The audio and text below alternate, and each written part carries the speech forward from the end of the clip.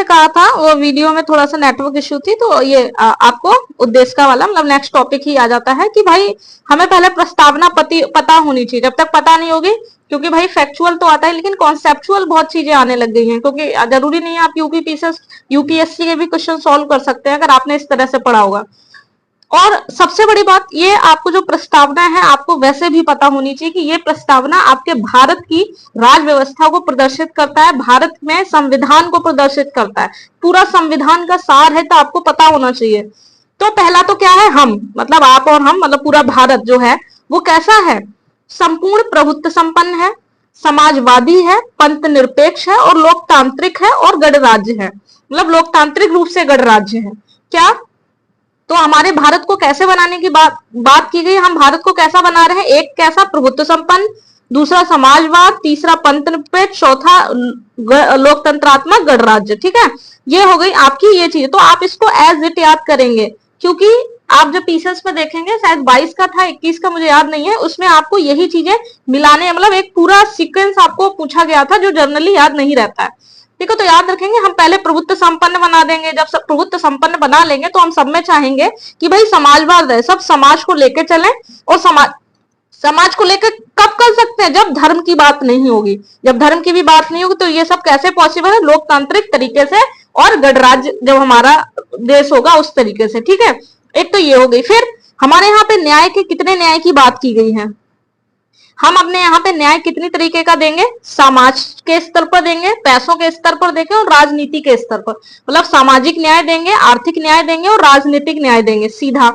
फिर स्वतंत्रता किस किस की, हमारे यहाँ पे आप अपने विचार अभिव्यक्त कर सकते हैं, आपके उसकी स्वतंत्रता है, आपकी अभिव्यक्ति, आप जो भी आपके अंदर व्यक्त करना चाह रहे हैं आप उसको कर सकते हैं। विश्वास, आपका जो भी विश्वास है आप उसको व्यक्त कर सकते हैं, आप अपने धर्म को व्यक्त, और आपकी उपासना। तो क्या आप किस किस को व्यक्त कर सकते हैं, आप न्याय, सामाजिक, आर्थिक, राजनीतिक, ये क्रम रखना, सामाजिक, आर्थिक, राजनीतिक, सार से याद रखोगे तो न्याय क्या है, सार है, सामाजिक, आर्थिक, राजनीतिक। ठीक है, और स्वतंत्रता किस किस की, हमें विचार की, और विचार हमारा, जब विचार को हम अभिव्यक्त कर सकते हैं तो अभिव्यक्ति की भी, विचार, अभिव्यक्ति, विश्वास, धर्म और उपासना, इस टाइप की हमारे यहाँ पे स्वतंत्रता है। और समता हमको कैसी चाहिए, सबकी प्रतिष्ठा की समता रहे, कि भाई ऐसा नहीं कि कोई गरीब और अमीर है उस हिसाब से उसकी प्रतिष्ठा तय की जा रही है, सबको अवसर दिए जाएं, समान अवसर दिए जाएं, छोटा बड़ा का यहाँ कुछ नहीं। तो जो यहाँ कितनी अच्छी बातें की गई हैं, ये हमारा संविधान है, सोचिए। और ये सारी चीजें जितनी भी हैं इनको प्राप्त कराने के लिए, और उन सब में व्यक्ति की गरिमा और राष्ट्र की एकता, मतलब इन सबको प्राप्त कराने के लिए हमें क्या होनी चाहिए, राष्ट्र की एकता और अखंडता मैटर करेगी, और व्यक्ति की अपनी गरिमा टैग होगी, मतलब व्यक्ति अपनी गरिमा को, राष्ट्र की एकता और अखंडता, इस टाइप की हमारे पास बंधुता होगी। मतलब ये सारी चीजें कब आएंगी, जब इस टाइप की बंधुता हो, किस टाइप की, राष्ट्र की एकता को लेकर, अखंडता को लेकर और व्यक्ति की गरिमा को लेकर। ठीक है, तो सोचिए हमने कितने स्तरों पे बात की, हमने एक तो बताया कि हम भारत को ऐसा बनाएंगे, फिर न्याय किस तरीके का देंगे, स्वतंत्रता कितनी देंगे, समता कितनी देंगे, और बंधुता किस तरह की वाली होनी चाहिए। तो आपने ये देख लिया कि इस टाइप वाली आपकी बंधुता होगी। ठीक है, तो एक ये होगी, तो बस यही है। और लास्ट में इसमें इस प्रस्तावना में क्या है कि आप इस दिन, और ये याद रखेंगे, मिति मार्गशीर्ष शुक्ला सप्तमी संवत 2006 विक्रमी। ठीक है, 2006 विक्रमी याद रखेंगे, इसको अंगीकृत, अधिनियमित और आत्मर्पित करते हैं। ये यहाँ पे इंपॉर्टेंट चीजें हैं। और आपने जब इतनी प्रस्तावना पढ़ ली, अब आप कोई भी क्वेश्चन उठा लेंगे, कर ले जाएंगे, क्योंकि आपने इस हिसाब से पढ़ा है। ठीक है, याद रखेंगे। अब हम आ जाते हैं एक बार अपने उस पर। अब देखिए प्रस्तावना की बात थी, तो हम अपनी प्रस्तावना पे आते हैं।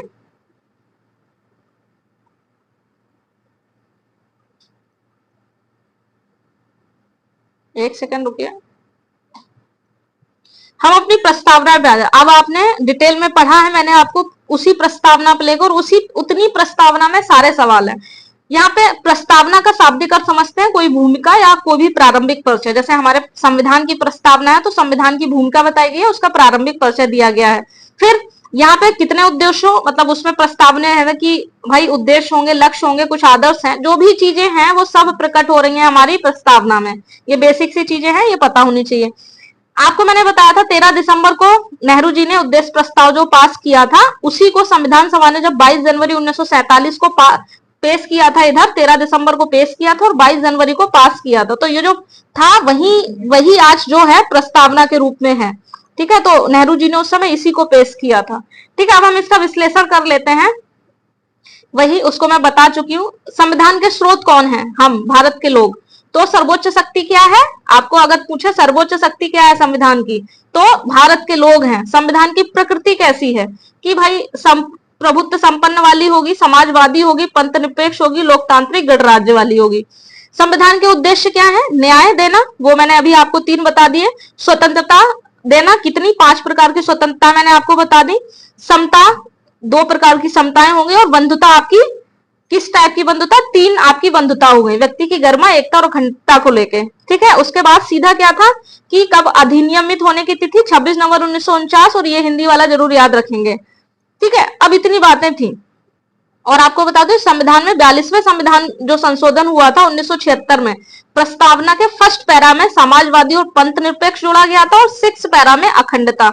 मान लीजिए अभी तक पैरा नहीं पूछा गया तो पैरा याद रखेंगे, 6 में अखंडता जोड़ा गया है। फर्स्ट में समाजवाद और पंथ निरपेक्ष और 6 पैरा में आपका अखंडता। ठीक है, उसके बाद हम आएंगे सीधे। अब सीधी सी बात है, जब आपने प्रस्तावना को इस स्तर पर याद कर रखा होगा तो आपको इन सब की जरूरत नहीं होगी। ठीक है, जैसे दिया गया है कि हमारे पे आर्थिक स्वतंत्रता की बात नहीं की गई है ना, आर्थिक न्याय की बात की गई, स्वतंत्रता की नहीं, ना धार्मिक न्याय की बात की, ये सारी चीजें। फिर हम भारत के लोग हमने कहा लिया है? यूएनए के चार्टर से, यूएनए से ही, जो यूएनए ने इसे कहां से लिया? नीदरलैंड से लिया। यूएनओ ने नीदरलैंड से लिया, लेकिन हमने यूएनए से लिया। ठीक है, बस इसमें और कुछ नहीं है इंपॉर्टेंट। फिर ये जो है कि भारतीय संविधान भारत के लोगों को समर्पित किया गया है। और ये अवधारणा है, इस टाइप की जो अवधारणा है कि भाई शक्ति का स्रोत जनता होनी चाहिए, तो ये इस टाइप की अवधारणा हमने अमेरिका से ली है। लेकिन शब्दावली कहां से ली है? यूएनए के चार्टर से। अब प्रभुत्व संपन्न का मतलब क्या होता है? इन शब्दावलियों पे काम कर लेते हैं कि संपूर्ण प्रभुत्व संपन्न क्या होता है कि भाई सीधा सा बात है कि हमारे ऊपर कोई दूसरी शक्ति नहीं होगी। आंतरिक रूप से हम सर्वोच्च होंगे और बाह्य रूप से भी हम स्वतंत्र होंगे और सर्वोच्च होंगे। अंतिम शक्ति और सर्वोच्च शक्ति हम ही में निवास करेगी।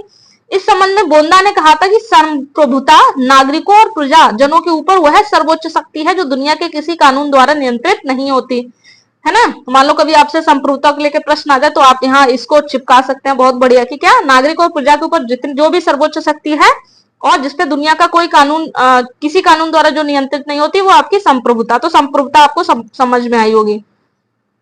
ठीक है, फिर इसमें ये सारी चीजें नहीं है, मतलब इसमें बताया गया कि अभी भी संप्रभुता को कुछ कारक प्रभावित करते हैं। जैसे मान लो आपका राष्ट्रमंडल है, खेल है, वो है ना, वो हमको जैसा बताते हैं हमें वैसा करना पड़ता है। उदारीकरण और भूमंडलीकरण की वजह से WTO की शर्तें हमें माननी पड़ती हैं। तो इस तरह की जो चीजें हैं, जब भी हमारे नियम कायदे कानून प्रभावित हो, हम पे प्रेशराइज किया जाए और हमें उस प्रेशर में आके चीजें करनी पड़े, तो उस तरीके से हम देखते हैं वो संप्रभुता पे हमारे हमला होता है। ठीक है, अब याद रखेंगे संप्रभुता जो शब्द है वो बोंदा ने ही दिया था सबसे पहले। ठीक है, संप्रभुता शब्द सबसे पहले बोंदा ने दिया था। ठीक है, और भारत में संप्रभुता किसमें है? भारत की जनता में निहित है और ये राज्य का आवश्यक तत्व है। ठीक, उसके बाद हम देख लेते हैं राज्य के स्तर पे 4 आवश्यक तत्व होते हैं, हमेशा पूछे जाते हैं। जनसंख्या, निश्चित भूभाग होना चाहिए, सरकार और संप्रभुता। तो ये 4 भाग याद रखेंगे। कोई भी राज्य होगा, कोई भी देश होता है, इसके 4 आवश्यक तत्व होते हैं, उसमें से संप्रभुता एक आपका महत्वपूर्ण कारक है। समाजवादी क्या होता है? समाज का मतलब होता है व्यक्ति की अपेक्षा समाज को महत्व दिया जाए, है ना। और हमारा समाज कैसा है? मिश्रित समाज है हमारा, जहाँ पे प्राइवेट सेक्टर को भी अच्छा खासा, मतलब व्यक्ति के समाज को भी महत्व दिया जाता है। मतलब समाज के कल्याण के लिए अपने अनुसार सरकार नीति बनाती है, 100% सरकार का नियंत्रण रहता है। और यहाँ पे क्या होता है? व्यक्ति के एक तरीके से खुली प्रतियोगिता या निजीवाद जो होता है कह सकते हैं आप, या इसके क्या होता है, या पूंजीवाद कह सकते हैं। संसाधनों के माध्यम से, इसमें क्या होता है? संसाधनों के माध्यम से खुली प्रतियोगिता कर दी जाती है, संसाधनों पर सरकार का नियंत्रण नहीं होता, यह पूंजीवाद। तो हमारे यहाँ पे पूंजीवाद और समाजवाद दोनों के लक्षण है, इसलिए हमारा समाजवाद कैसा है? मिश्रित समाजवाद है। ठीक है, इस बात को याद रखेंगे। तो आप देखते भी हैं कि एक तरफ मान लीजिए सरकार की पेट्रोल पंप है, तो वहीं दूसरी तरफ निजी की पेट्रोल पंप है, तो हमारे यहाँ पे ये समाजवाद का उदाहरण है। ठीक है, और मिश्रित समाजवाद एक तरीके से इसमें इतना ही है और कुछ नहीं है। समाजवाद मूल संविधान में नहीं था, याद रखेंगे इसको भी। 42वें संविधान, ये आपको मैं पहले ही बता चुकी हूँ। और एक चीज, समाजवाद को प्रस्तावना में रखने का प्रस्ताव बहुत पहले केटी शाह ने दिया था। जवाहरलाल, इस मैटर में जवाहरलाल नेहरू ने बोला था कि नहीं हम इसका विरोध करते हैं, लेकिन उन्होंने बोला मैं शरीर और आत्मा से समाजवादी हूं और मैं चाहूंगा कि भविष्य में समाजवाद का पक्ष मतलब भारत जो है समाजवाद की तरफ झुकेगा। तो इंदिरा गांधी ने यही किया था, पूरा समाजवाद लाके खड़ा कर दी थी। तो स्टार्टिंग केटी शाह ने बोला था कि इसको प्रस्तावना में अभी से ऐड कर दो, लेकिन उस समय नेहरू ने वो किया। फिर बाद में इंदिरा गांधी ने इसको 42वें संविधान संशोधन जो है इंदिरा गांधी के समय के थे, तो इसमें इंदिरा गांधी समाजवाद को स्थापित करती हैं। ठीक है, फिर आपका दूसरा आता है पंथ निरपेक्षता। आपको मैंने ये देखिए बार बार लिख लेती हूँ ताकि याद बना रहे, तो आप भी ऐसा कर सकते हैं अपने नोट्स में। पंथ निरपेक्षता क्या होता है कि राज्य का कोई अपना धर्म नहीं होता, राज्य सभी धर्मों को एक मानेगा। इसके दो तीन तरीके, या तो राज्य का कोई धर्म नहीं होता, या फिर दूसरे तरीके से कहते हैं धर्म, राज्य है सभी धर्मों को समान रूप से देखेगा। या तो धर्म नहीं होगा, या होगा तो वो सबको समान रूप से देखेगा, धर्म के आधार पर कोई भेदभाव नहीं होगा। यह पंथ निरपेक्षता होती है। यहाँ देखिए पंथ निरपेक्ष और धर्म निरपेक्ष में कभी कभी आता है। देखिए जो पंथ निरपेक्ष है एक व्यापक शब्द है, इसी में धर्म निरपेक्षता भी आ जाती है। मतलब छोटे छोटे छोटे, मान लीजिए बड़ा बड़ा उन्होंने ले लिया, ये मान लो धर्म निरपेक्ष, लेकिन इसके भी अंदर जो छोटी छोटी चीजें उसको भी इन्होंने इसको पंथ निरपेक्षता कहा जाए। क्योंकि कभी कभी क्या होता था ना, कोर्ट में कोई ना कुछ लेकर चला जाता, तो फिर कोर्ट ने पंथ निरपेक्ष शब्द दे दिया कि अब इसमें सब शामिल है। ठीक है, तो धर्म निरपेक्षता जो एक तरीके से संकुचित वर्ड है, ठीक है, ये सिर्फ धर्म पे ही आश्रित है। जबकि ये जो पंथ निरपेक्ष है, धर्म संप्रदाय और जो भी चीजें हैं छोटी छोटी, ये सब आपकी इसमें आ जाती है। तो एक व्यापक शब्द है। ठीक है, मार्क्स ने धर्म के विषय में बोला था कि जो धर्म है वो अफीम के समान है। वहीं गांधी कहते हैं कि कोई भी देश धर्म निरपेक्ष नहीं हो सकता, क्योंकि हमारे यहाँ पर धर्म ही क्या है, कर्म, कर्म की पूजा ही हमारा धर्म है, और कोई भी देश अपने कर्म से अलग नहीं हो सकता। ये इतनी अच्छी चीजें हैं जो मेंस में लिखी जाती हैं। जब आप इस तरीके की चीजें पढ़ते हैं तो आपको पढ़ने में और मजा आता है। ठीक है, अब थोड़ा सा देख लेते हैं इस विषय में पंथ निरपेक्षता को लेके एसआर बॉम्बे। अब आप देख ले रहे हैं एसआर बॉम्बे के दो वो हो चुके, एक तो उन्होंने संघवाद को लेके भी बोला था, है ना, और अब एक पंथ निरपेक्षता को लेके भी एससी ने कहा था इस केस में कि संविधान का आधारभूत ढांचा है।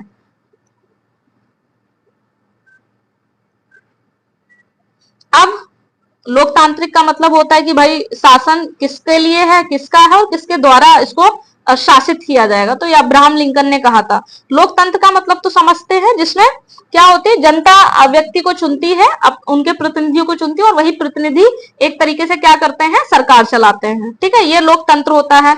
और हमारे यहाँ पे आप देख लेंगे USA, India, Switzerland, Japan, Britain में लोकतंत्र है। ठीक है, कहाँ पे, इंडिया के साथ हमेशा यूएसए याद रखेंगे, यूएसए और ब्रिटेन, इनसे तो हमारा अच्छा रिश्ता रहा है, यूएसए से, ब्रिटेन से। जो अदर याद करने वाले हैं वो जापान और स्विट्जरलैंड में भी आपका लोकतंत्र है। आप कुछ फैक्ट याद कर लेंगे। अमेरिका सबसे पुरानी लोकतंत्र, जो सबसे प्राचीन अगर है कहीं पे, तो अमेरिका में लोकतंत्र सबसे प्राचीन है। ठीक है, सबसे प्राचीन लोकतंत्र अमेरिका का है। इंडिया का सबसे बड़ा लोकतंत्र है, याद रखेंगे। स्विट्जरलैंड को लोकतंत्र का घर कहा जाता है। मतलब वहां पे इतने व्यवहारिक रूप से लोकतंत्र को लागू किया गया है कि पूछिए मत। यहाँ प्रत्यक्ष लोकतंत्र विद्यमान है। अगर निर्वाचित सदस्यों को, यहाँ पे आप अगर कोई अच्छा काम नहीं कर रहा है तो उनको डायरेक्ट बुला लेंगे, वहां इस तरीके का वो नहीं कहते।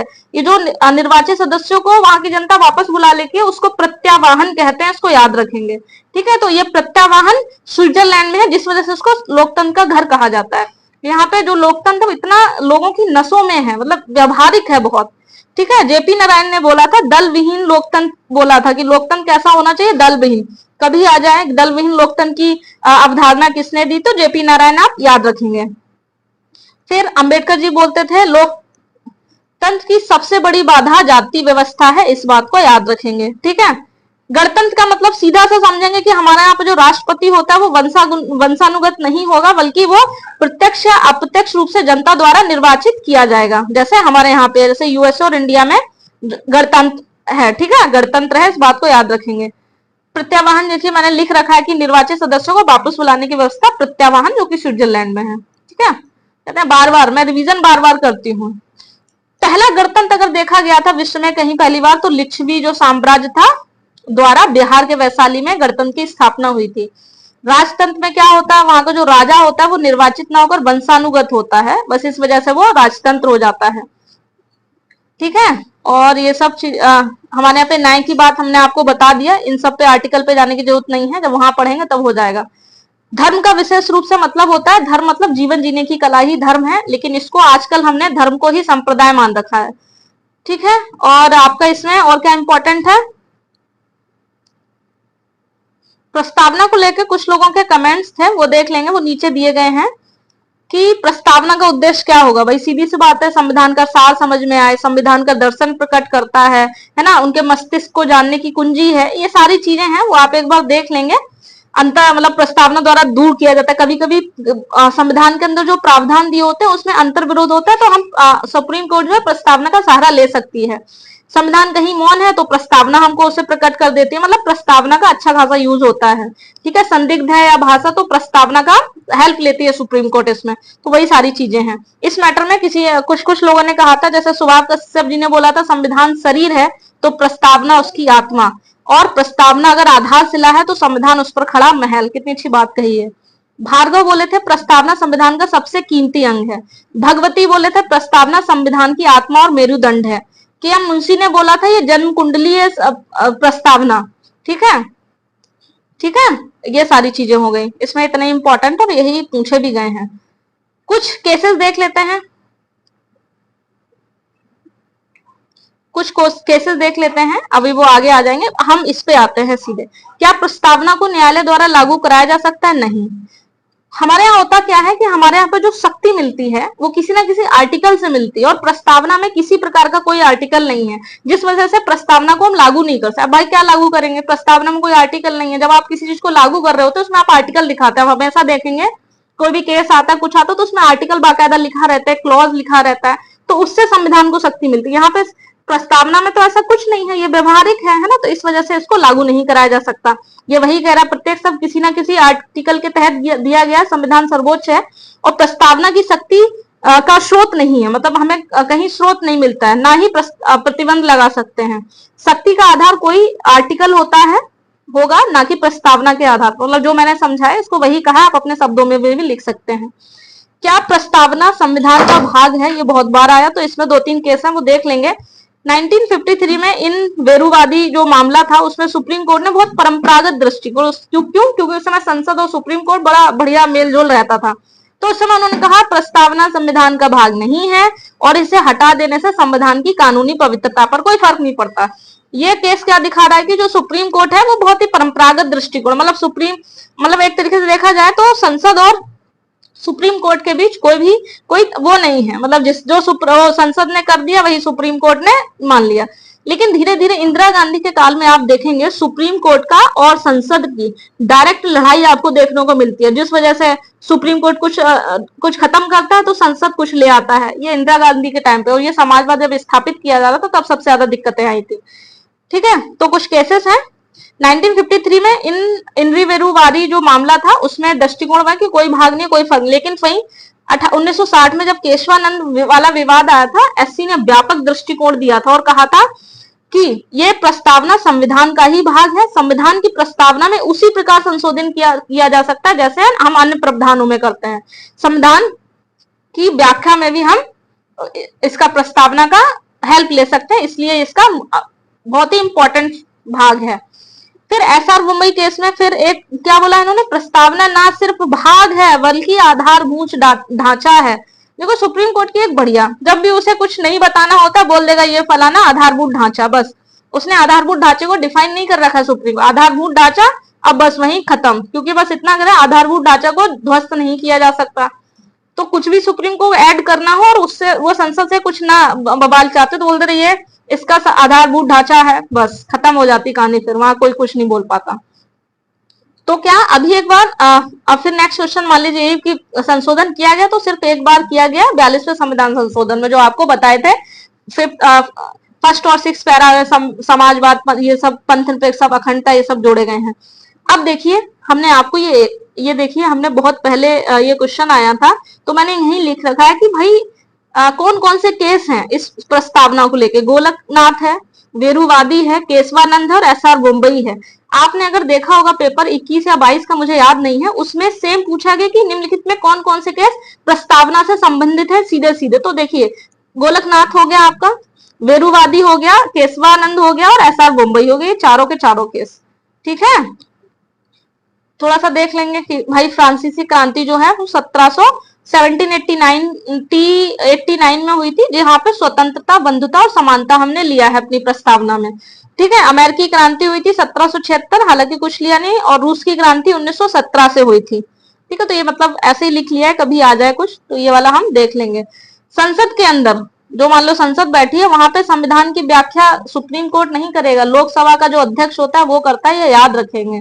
ठीक है, तो यहाँ आपने देख लिया, आपको मैंने ये देखो थोड़ा डिटेल में लिख लिया, शॉर्ट में लिख लिया कि भाई गोलकनाथ वाला जो मामला जिसमें संविधान की आत्मा बताया गया था, और सबसे पहले जो आया था वेरुवादी, उसमें बोल दिया था प्रस्तावना का भाग नहीं है। उसके बाद केशवानंद आया कि भाग है, और मुंबई वाले में बोल दिया आधारभूत ढांचा है। तो ये हमारी चीजें इधर कंफर्म हो जाती हैं। अब आता है चैप्टर 6, संघ और उसके राज्य क्षेत्र। ठीक है, तो आप पहले एक बार इतना कर लेंगे, है ना, क्योंकि फिर इतना करने के बाद आप कहीं चीजें मिस ना हो जाए, तो इसको एक बार कर लें जल्दी से जल्दी। ठीक है, चलिए फिर यहीं खत्म करते हैं क्लास को। और मैं बार बार एक चीज कहूंगी, आप अगर प्रीलिम्स का सिलेक्शन चाहते हैं, दो तीन चीजें करेंगे। आप अपने आपको जो पढ़ाया जा रहा है उस पर विश्वास करेंगे, और जिस तरीके से समझाया जा रहा है उस तरीके से समझने की कोशिश करेंगे। ठीक है, समझे उस तरीके से कि हाँ भाई ऐसे ही समझा जाता है। ठीक है, जब तक आप इन दोनों पे काम नहीं करेंगे तब तक कुछ नहीं होगा। और रिवीजन, मैं बार बार कहूंगी और 1000 बार कहूंगी, रिवीजन नहीं करेंगे तो आपका सिलेक्शन नहीं होगा। रिवीजन के बिना कुछ भी संभव नहीं है, इसीलिए आपको टू द पॉइंट पढ़ाया जा रहा है। आप अगर टू द पॉइंट भी रिवीजन ना कर पाए, और ये पर डे रिवीजन करना है। कुछ बच्चे होंगे कि मान लो एक क्लास का आज हो गया, ठीक है, मान लो ये 4 क्लास है, अब आपने कर लिया। अब आप जब रिवीजन कर रहे हैं, जब एक क्लास थी तो आपने इसका रिवीजन किया, और जब दूसरी क्लास है तो पहले इसका रिवीजन करेंगे फिर इसका, तो ये यहाँ कंप्लीट हो गया। तीसरी क्लास में पहले इनका करेंगे फिर इनका, तो यहाँ कंप्लीट। चौथी क्लास में ये तीनों रिवीजन करेंगे तब आगे बढ़ेंगे। इससे होगा क्या, इससे तो एक तो ये आपको हमेशा रहेगा कि मेरा सब्जेक्ट रिवीजन में है पूरा। दूसरा आपको क्या होगा, आपको भूल जो जाते हैं ना, आपको की शिकायत रहती है हम भूल जाते हैं, तो ये आप भूलेंगे नहीं। ठीक है, आप अगर टू द पॉइंट अभी भी ना रिवीजन कर पाए तो फिर अब बहुत दिक्कतें हैं आपके लिए, इतना समझ लीजिए। यूबीपीसीएस है, मेहनत मांगता है, और ये मेहनत सिर्फ रिवीजन है। आप अपनी आदतों को बदलें, ज्यादा से ज्यादा रिवीजन, आपको कुछ नहीं करना है।